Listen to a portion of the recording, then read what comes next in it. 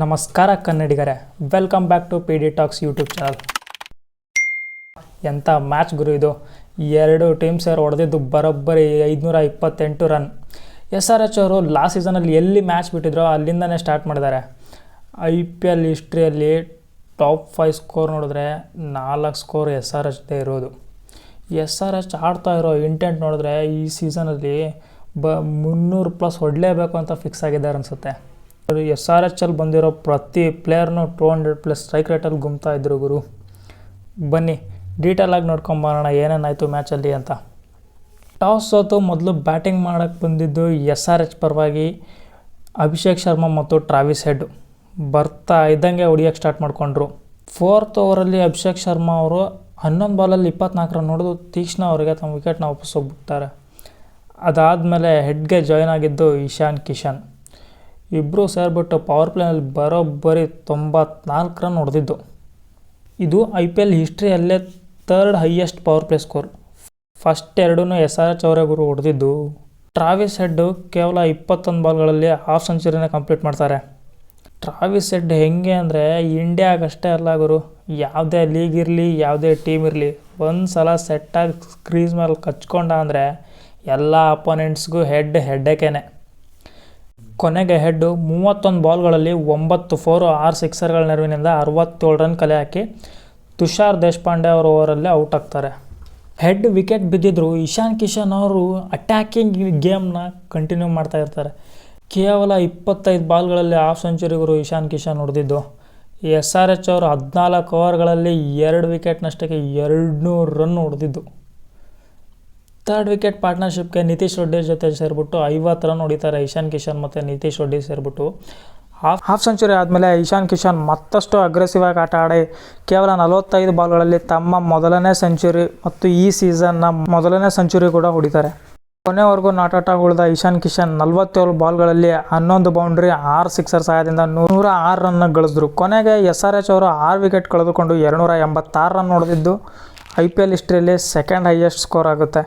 ಇದರಲ್ಲಿ Nitish Reddy 15 ಬಾಲಲ್ಲಿ 30 run, Klaasen 14 ಬಾಲಲ್ಲಿ 34 run ಹೊಡಿತಾರೆ. ಅಷ್ಟೇ ಅಲ್ಲದೆ ಅನಿಕೇತ್ ವರ್ಮಾ ಮತ್ತು ಅಭಿನವ್ ಮನೋಹರ್ 7 ಮತ್ತು 0 ಅಂತ. ಇನ್ನು ರಾಜಸ್ಥಾನ್ ಬಾಲಿಂಗ್ ನೋಡಿದ್ರೆ ಫಾರೂಕಿ 3 ಓವರಲ್ಲಿ 49 ರನ್ ಕೊಟ್ಬಿಟ್ಟು 0 ವಿಕೆಟ್. ತೀಕ್ಷ್ಣ 4 ಓವರಲ್ಲಿ 52 ರನ್ ಕೊಟ್ಬಿಟ್ಟು 2 ವಿಕೆಟ್ನ ತಗೊತಾರೆ.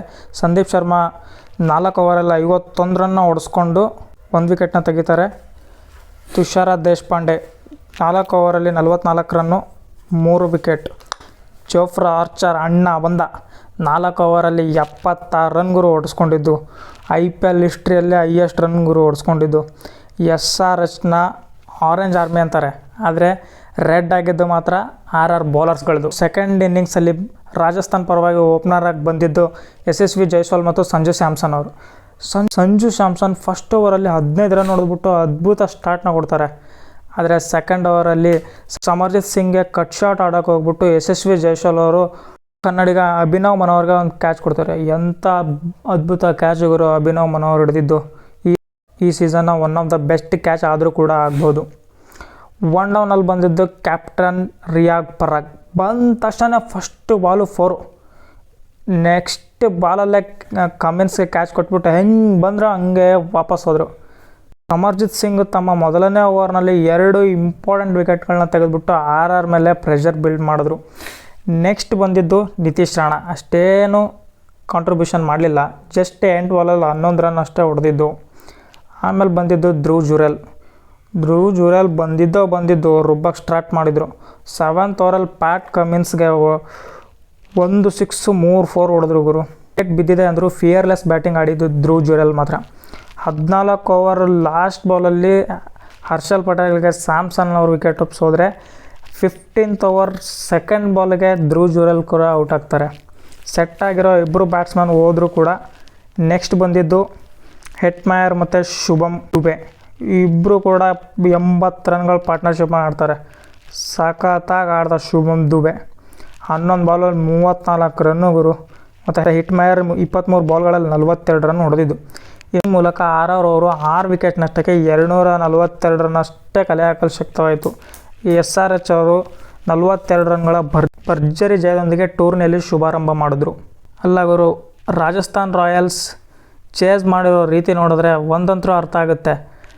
SRHL ಬ್ಯಾಟಿಂಗ್ ಡೆಪ್ತ್ ಎಷ್ಟಿದೆಯೋ ಬಾಲಿಂಗಲ್ಲಿ ಅಷ್ಟೇ ವೀಕ್ ಕೂಡ ಇದೆ. ಯಾಕಂದರೆ ಲಾಸ್ಟ್ ಇಯರ್ ಕೂಡ SRH ಅವರು 287 ರನ್ ಹೊಡೆದಾಗ RCB ಅವರು ಆಲ್ಮೋಸ್ಟ್ 262 ಏನೋ ಹೊಡೆದಿದ್ರು ಅನಿಸುತ್ತೆ.